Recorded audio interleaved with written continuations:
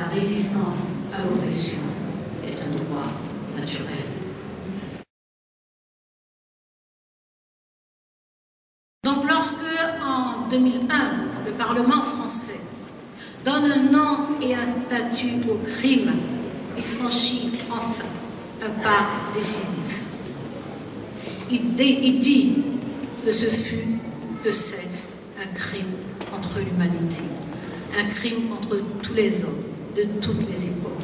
Cette éjection hors de la famille humaine est un crime contre tous les hommes, de toute culture, de toutes origines et de toutes époques.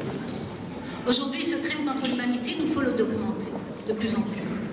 L'article 2 de la loi prévoit un enseignement de cette histoire longue, profonde, complexe, son enseignement à tous les niveaux, scolaires, secondaires, universitaires.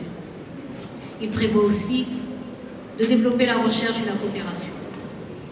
Il est d'ailleurs étonnant que nous ayons des oppositions assez dures d'un certain conservatisme universitaire qui est loin de représenter la majorité du milieu universitaire, qui lui a déjà produit de nouveaux travaux, qui lui continue des recherches, mais un conservatisme vigoureux du milieu universitaire qui s'oppose à un article 2 qui favorise la recherche et la coopération. Alors que des collectivités, depuis 2001, proclamant qu'elles veulent être la déclinaison de la loi de 2001, s'adossent à la loi pour des initiatives, celle par exemple de la route des abolitions, par les collectivités du Haut-Rhin, de la Meurthe-et-Moselle, de la Franche-Comté, du Jura. Il est quand même étonnant de voir des crispations dans certains milieux. Mais il n'est pas étonnant de les voir dans le milieu politique. Parce que ce ne sont pas des crispations liées à la difficulté d'affronter une histoire. Ce sont des visions antagoniques de la vie, de l'être humain, du monde. Nous n'avons pas tous les mêmes idéaux. Nous n'avons pas tous les mêmes idéaux et nous devons bien assumer que le combat pour les droits de l'homme, pour l'égalité des hommes entre eux, que ce combat-là se poursuit.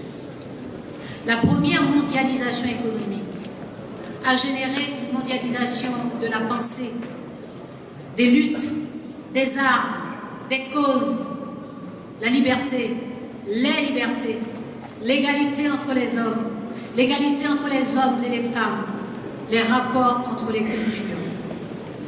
En fait, tous ces idéaux qui inspirent nos luttes au-delà de notre quartier, de notre ville, de notre pays, de notre continent, au-delà des proximités, des fausses proximités avec des pouvoirs pour atteindre aux solidarités de valeurs, pour atteindre à la fraternité.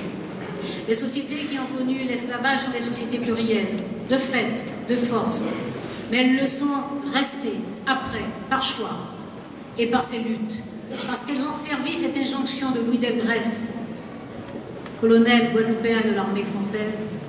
Elles ont servi cette injonction. La résistance à l'oppression est un droit naturel.